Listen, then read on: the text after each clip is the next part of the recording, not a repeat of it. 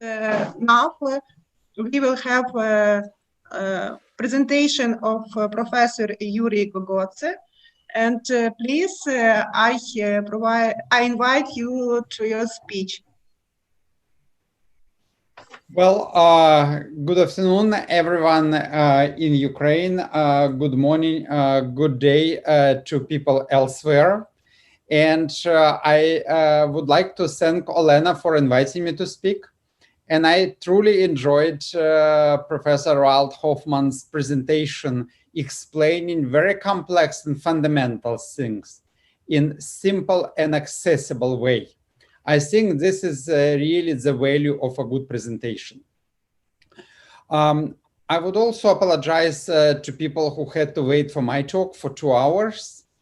And I will try to keep my presentation within 30 minutes to avoid further delays.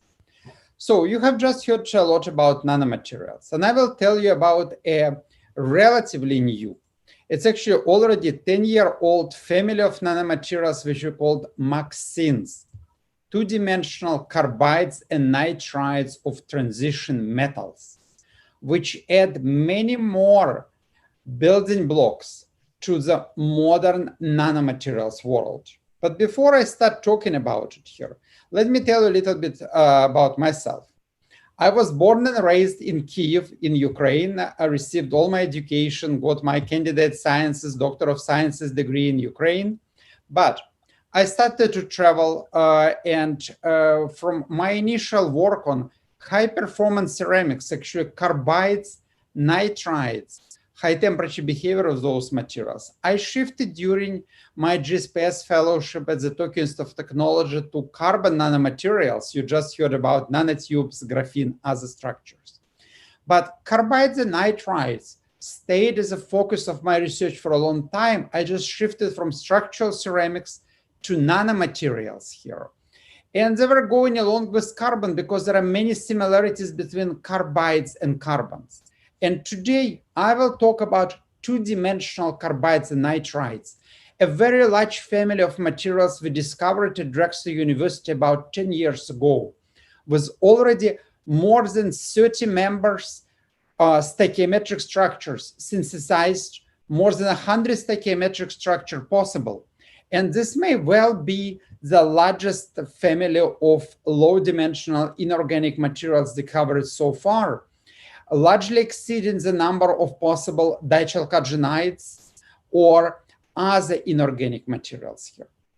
And 2D materials are exciting because they can be used as building block, like Lego block. You basically can pile them up, creating metamaterials, metastructures, creating something that has pretty much any combination of properties, as long as you have right building blocks. And what is interesting, after discovery of exciting physical properties in graphene by Andrew Geim, Kostya Novoselov, a number of old materials have been rediscovered, restudied, like hexagonal boron nitrides or oxides, hydroxide, molybdisulfide, like transition metal dichalcogenides. But also new materials were discovered, like silicon or germanium, which you just have talked about, semiconductors, now can be made in 2D structures, even how they don't have any precursors that can be separated, eliminated easily. And we found this new family of the materials, which was published in 2011, which are transition metal carbides and nitrides here. And you just heard about many advantages of low-dimensional materials. I won't go into details. What are those materials? First, M stands for a transition metal, titanium, moly, and other. So those are this golden sphere here. X stands for carbon and nitrogen, black dots connecting transition metals. And surface of these materials showed OH termination because we don't make them from vacuum. We actually make them from solution by solution processing. And I will explain in a moment why it's important. But why are these materials unusual? They have conductive metal carbide core or metal nitride core. but their surface looks like a surface of transition metal oxide hydroxide. And you have just heard from Professor Hoffman how important ligands are. You have to use ligands, organic molecules, to stabilize nanoparticles. You have to burn them out later. They affect strongly properties of assembled structures. You don't need any of them as you deal with MAXenes. Moreover, these materials come in several different flavors. For example, M2C structures, like 2 layers of transition metal, 1 carbon, 3-2, 4-3 structures here. And even in the first year, basically the first couple of years of the studies, we showed that variety of carbides, nitrides, carbonitrides are possible with solid solution on nitrogen X side, carbon nitrogen, or M sides possible. What does it mean? We really have an unlimited number of compositions because we can create solid solutions. We can combine different elements and finely tune properties. So it shows enormous, not seen ever before wealth of those materials. But what is also important? The first one discovered was titanium 3C2, titanium carbonitride, titanium 2C, titanium 4 and 3, other structures based on titanium, carbon, nitrogen, cheap, inexpensive, abundant elements. Moreover, Ukraine is actually one of the major world producers of titanium. Ukraine has these elements. Ukraine can produce those materials as well. And they are on the rise. If you are not familiar with the topic, this is very easy introductory reading and editorial we published a year ago in ACS Nano. I'm one of the editors of this journal. So this is one of my favorite publications naturally here. But what is important? We now have a large emerging, very quickly growing family of two-dimensional materials here, including mono-transition metal, carbides and nitrides, but also solid solution I mentioned. When you see different atoms are randomly mixed in both metal and also carbon or nitrogen sublattice. But we can push nanotechnology even further. We can make atomic sandwiches with one element, for example, moly being on the surface, another one, for example, titanium in the middle. Or it's possible to make atoms or layers, M2C layers, for example, with one atomic column of one element alternating with 2 atomic column of another element, for example, yttrium or scandium column and 2 atomic column of moly on the surface. And if you etch them, you get these structures which you call ordered divacancy MAXene or MXenes. They were discovered actually in Linköping University in Sweden here.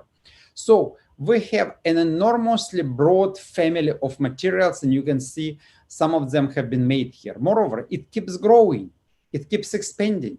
Just in January of this year, in this paper in ACS Nano that I showed you here, we showed that, oops, sorry, Aaron, too far.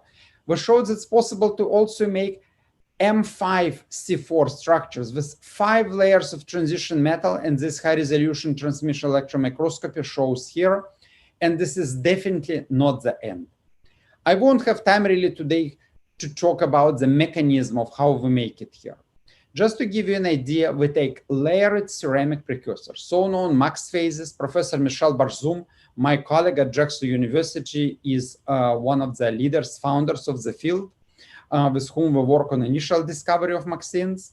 There are many other layered ceramic materials where by selective chemical etching, we can remove metal or carbide, other carbide layers, and leave two-dimensional flakes of MAXenes. Initially, it looks like a vermiculite clay or thermally expanded graphite. We replace strong chemical bonds with weak van der Waals hydrogen bonds between these OH-terminated layers. And after that, we can delaminate the sheets here. And the progress keeps growing. Just in 2020, we discovered new subfamily of MAXenes, this one with 5 layers of transition metal. Synthesis of MAXene by etching organic solvents from moving away from aqueous chemistry only was shown by Michel Barzoum. This nice paper by Qing Huang from Ningbo showed that it's possible to use emulsion salts as Lewis acid for etching preparing MAXene. And very recent paper with Dmitry Talapin about a month ago in Science, actually the final version was published just last Friday, shows that it's possible to use this emulsion salt etchant and make oxygen, NaH, sulfur, chlorine, bromine, even tellurium surface termination, controlling the surface chemistry very well. And this is truly amazing how the progress growing here. But surface termination are important because they do control electronic properties. For example, if you take titanium to MAXene, you will see high density of states at the Fermi level. If we change or terminate the surface because transition metal will not stay in environment without being, basically it wants to donate electrons right away, it will capture whatever is there. For example, fluorine, if we H and HF here, we decrease the density of state. But if we terminate the surface by oxygen, oxygen pulls electron from titanium, opening the band gap in this material. And it has been shown the number of semiconducting structures are possible, but I will focus on metallic properties of MAXenes because this is something really unique what other materials don't have. As you could see from density of state of MAXenes, majority of those materials are true metal with a high density of states at the Fermi level, with a high concentration of carriers, which neither graphene nor other low-dimensional materials can offer here. But what is also important, we don't produce microgram of these materials. Because of the wet chemical etching, we can actually make tens, hundreds of grams, even in our lab. We use reactor designed by Material Research Center in Kyiv for us, those reactors, where we can make, for example, 50 to 100 gram batches. There are 1 kilogram batch reactors in industry. You can imagine how many two-dimensional flakes you have, for example, in this 1 liter bottle with 10, 15 milligram per milliliter concentration of MAXene floating. Moreover, not only simple MAXene like titanium 3C2, but also, for example, these atomic sandwiches like Moly2, titanium C2 can also be produced in large quantities. Of course, what you see here is a powder after synthesis, washing, drying. But if we delaminate it by intercalation, sonication, again, I won't have much time to go into synthesis method here. We get two-dimensional flakes. Those are single layer flakes. You can see some of them inherit hexagonal shape of precursor crystals. This is about 20 micron sized single flake, single layer flake, what is important. And those flakes are crystalline, as you can see from high resolution TM images and selected area diffraction. But of course, we can pile them up and create a film where there will be hundreds or thousands, whatever number you need flakes within the cross-section of the film, as this scanning electron micrograph shows. And that's all exciting. We have many new materials. The question arises here, do we need more? We have graphene, we have dichalcogenides, we have boronitrides, we have clay, oxides. What do materials bring to the table? First of all, true metallic electrical conductivity.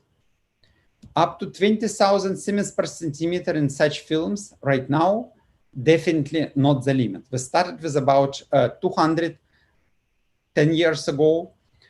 We went to about 2,000, 3-4 years later. We're at 20,000 now, definitely can do better. They're also very strong. They're transparent. They have plasmonic properties, they're metals, and variety of other things. But what I would like to stress, they are dispersible in water because this oxide hydroxide-like surface terminations. So there are no ligands here, but also you don't see surface termination in these TM images. They make them hydrophilic, so we can process them from water, from aqueous solutions here. And they absorb electromagnetic waves, and they have electrochemically active surface because transition metal can change its oxidation state. So you can use them in batteries, supercapacitors, catalyst, electrocatalyst here. And of course, graphene is the most common materials, and Professor Hoffman just talked about uncertainties in chemistry of graphene oxide. We actually do have a similar situation to a certain extent in MAXene. It can be pure termination, but mostly it's oxygen, OH, fluorine, chlorine, somewhat similar to graphene oxide. And of course, we do know, and we have studied a lot, the concentration of each functional group, density of functional groups, location, and those determine largely chemical properties, including solubility in water, like graphene oxide. And we can, to a large level, control them. We want to do again better. But what is important? While MAXenes, take titanium-32, is more conducting than reduced graphene oxide, basically graphene. It's water soluble like graphene oxide. So it basically combines properties of graphene and graphene oxide. It's stronger than any of those materials. And it's actually more transparent at the same thickness. But moreover, comes also variety of plasmonic colors, which is useful and important in many applications, also optical applications here. And of course, there are challenges. We still learn how to make larger than 10, 15 micron flakes. We're working on improving environmental stability. Transition metal carbides can be oxidized, so they're not thermodynamically stable, but again, surface termination and kinetic limitations make them sufficiently stable for long-term applications here. And as I mentioned, they are very strong. For example, breaking strength of titanium-32 single flake, 17 GPa, niobium-43, 28 GPa. And while pure graphene or boron nitride, ideal crystals separated from single crystals stronger, those materials are stronger than graphene oxide, moly disulfide, or other materials here. And as I mentioned, they are colorful. They have plasmon resonance peaks that you can see here, coming in a variety of different positions within the visible range, but number of them also have it in the infrared range. But gives a rise to application from solar cells to electrochromics. With 1 volt voltage, it's possible to shift by more than 100 nanometers the plasmon resonance peak and change the color of these materials. Naturally plasmonic photodetectors, femtosecond lasers, and as also complement to our conference organizer, Olena Fesenka, I decided to show a couple of slides on surface-enhanced Raman spectroscopy. We can replace gold and silver by using plasmonic, for example, titanium carbide with 780 nanometer plasmon here. So as you can see here, we can enhance rhodamine dye spectrum intensity by many orders of magnitude. And you can see a Raman map of rhodamine on islands of titanium-32 MAXene here. But away from applications to some properties. As I already mentioned here, those are unusual, like a water-soluble metals, forming stable colloidal solutions with no ligands, nothing to stabilize, because the zeta potential, for example, for titanium-32 at neutron pH is below minus 40 millivolt. And it will be different. Titanium carbonitride actually goes to minus 80 millivolt. Those are strong Lewis acid negatively charged particles which repel each other in solution, and in a wide pH range, they can form stable colloidal solutions here. And you can see, for example, 3 different MAXenes being dissolved, 3 different colors of particles, and those are dilute colloidal solutions of MAXene. Titanium carbonitride, for example, here it will be green in that case. Moreover, when we have single layer particles in solution, this is actually where the oxidation has been a challenge for MAXene for a long time. But just very recently, about less than 2 weeks ago, we posted a paper on ChemArchive and submitted to press, showing that we can make materials that will be for months in solution staying stable. This is a Raman spectrum showing no changes from fresh titanium carbide to a 6-month-old solution. And after 10 months, there are a couple of pinholes appearing due to oxidation. They're circled here because otherwise you would not even notice them. And edges of flake remain oxide-free, and there are no titanium oxide particles formed. So really, kinetics help to stabilize. And of course, if you have colloidal solutions, We can produce variety of structures. We can inkjet print it, use thermal printing or piezo inkjet printing.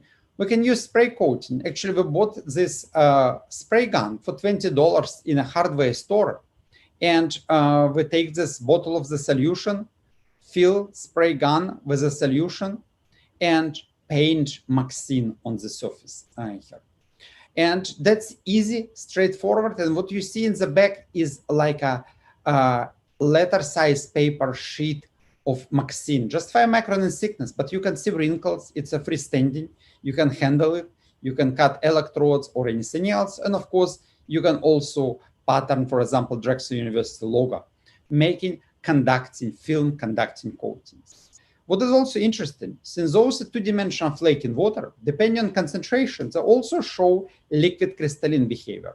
I don't really need to introduce a liquid crystal anymore, because you just heard a very interesting lecture of Professor Lavrentovich on those. But we can use liquid crystalline MAXene to, for example, draw fibers and produce MAXene fibers with high conductivity. And this is, you see a fiber here. This is scan electron micrograph of the fiber, and you can basically make smart textiles using those fibers. And we can control their density of flake, and it means electrical, mechanical, electrochemical properties by applying them here. And if you don't make a fiber, you can use, again, very simple Dr. blading process to produce a MAXene film.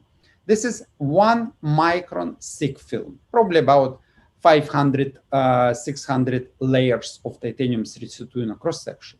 But it has conductivity of about 15,000 Siemens per centimeter, roughly 10 times what you would get from graphene oxide, making similar film, reducing it. This is just after drying. And it's also stronger than aluminum foil. So basically, you can have extremely thin conducting film for current collector, other applications here. And one of the main applications we use those type of films are in electrochemistry, energy storage, supercapacitor, battery, electrodes, current collectors, but also electromagnetic interference shielding. For example, in our connected world, we get many, many more devices, electronic devices around that we used to. And we need to protect each device from electromagnetic noise. Typically, metal foils have been used. Graphene, graphite, other materials have been explored for a long time, requiring actually for shielding often millimeter thick layers or something like hundreds of microns in case of MAXene. To achieve 50 decibel EMI shielding, so basically 5 order of magnitude reduction in radio waves frequency here, it's possible to use 1 micron thin layers of titanium carbide, these dots, green dots. But we just published a month ago a paper in Science magazine for titanium carbonitride MAXene, showing that when we open structure a little bit by annealing, we can actually increase absorption of electromagnetic waves drastically, making this material better than copper in terms of EMI shielding. And this is actually contradict to current understanding how absorption, reflection of electromagnetic waves happening here. Because having lower conductivity than copper film, titanium carbonitride MAXene should have a significantly lower ability to shield material. So there is interesting emerging physics as well, in interaction, for example, of MAXene with electromagnetic radiation. And because of this very, very large variety of properties, because of this breadth of potential applications, some people already start talking about, for example, film like a maxitronic. Professor Hussam Al-Sharif from KAUST proposed it last year, because many electronic photonic devices can be potentially available here. Of course, in this short presentation, I don't have time to talk in detail about any of those. What I wanted to do, I just wanted to give you a flavor of this very large emerging family of materials, which greatly add to the variety of 2D materials available today, bringing true metallic materials, but again, water soluble, not requiring ligands for either salvation or surface protection. And it means that they can be, for example, printed, dried, used in printable electronic devices. Materials that, because of the variety of transition metal, may find application in catalysis, hydrogen evolution reaction, nitrogen reduction. They are very efficient absorbers of light, especially within the wavelength range of their plasma resonance, and we can again control and vary by many means in a very broad range. So they can be heated, they can be used for light to heat conversion, and it leads, for example, some biomedical application like cancer treatment, for the thermal therapy.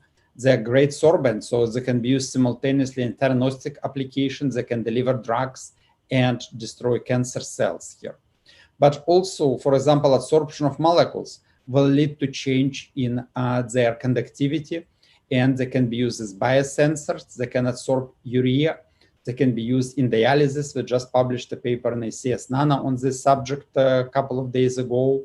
And of course, they're highly conducting. They can, in electromyography, many other applications, replace currently used metal and gel-coated electrodes here.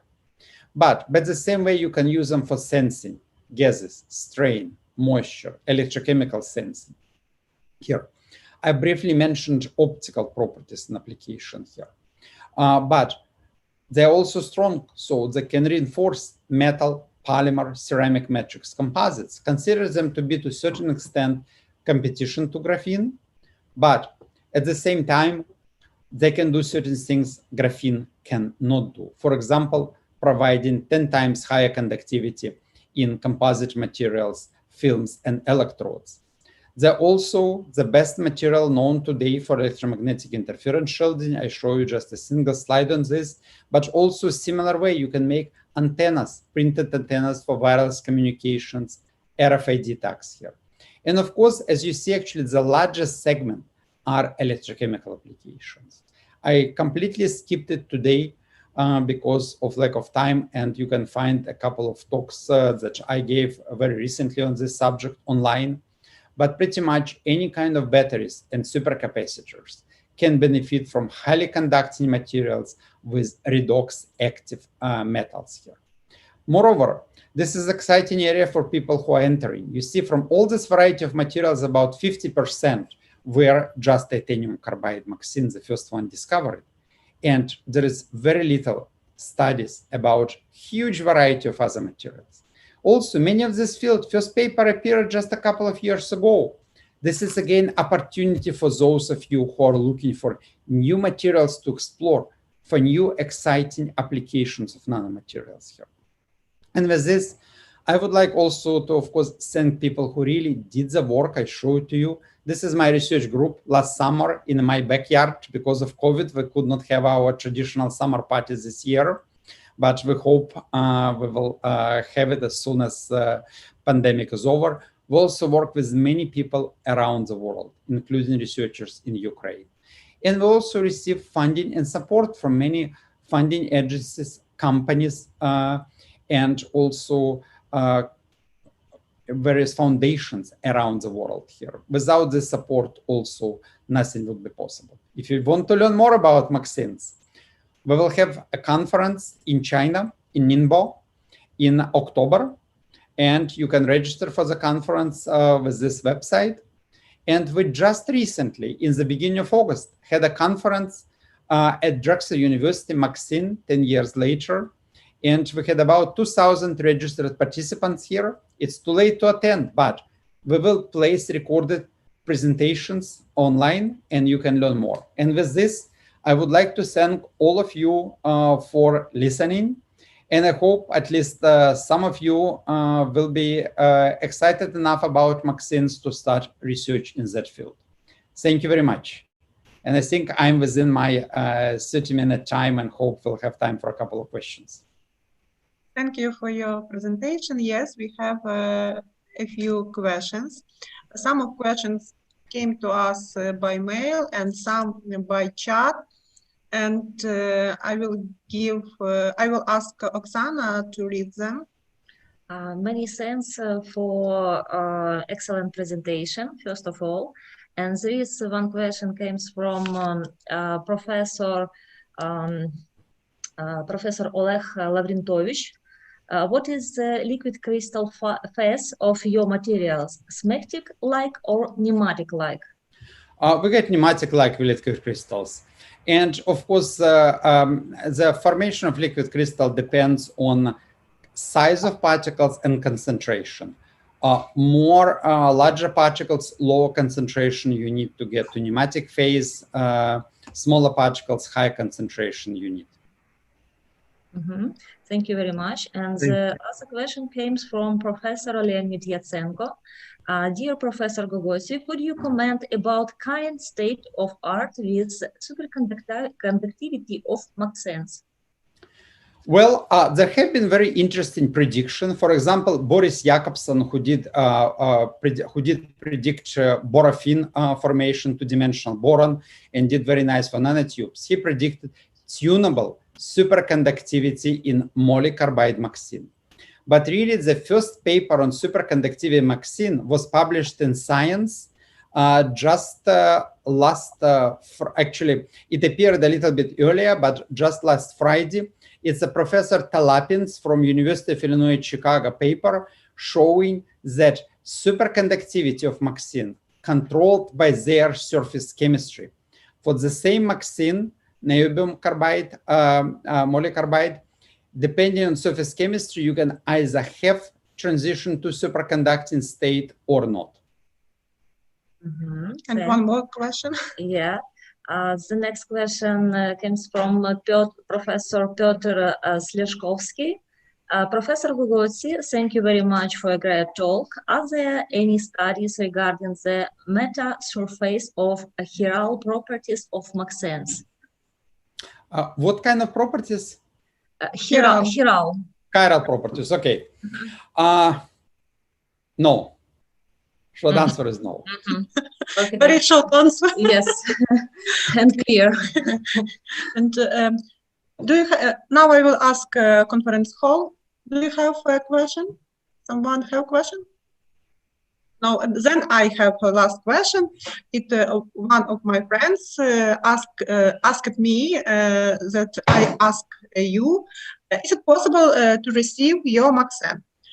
Is it possible to receive your MAXene for scientific purpose, and it will be free of charge, or how? Well, again, we do provide samples to many colleagues. Of course, with huge interest to MAXene all over the world now, we're just physically incapable to give samples to everyone.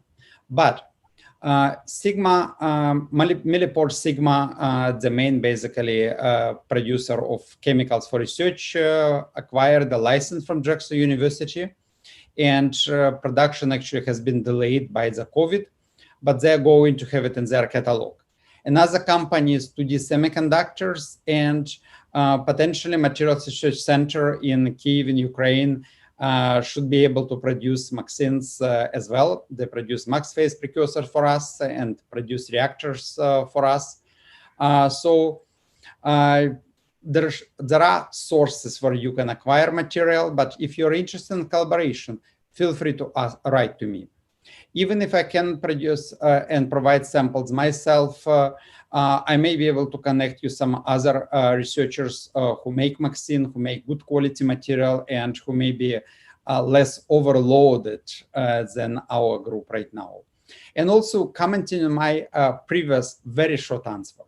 Exactly the nice things about MAXene, there are so many things which have not been studied yet, not understood yet. So many compositions have been not investigated yet, not synthesized, even though predicted and thermodynamically possible here.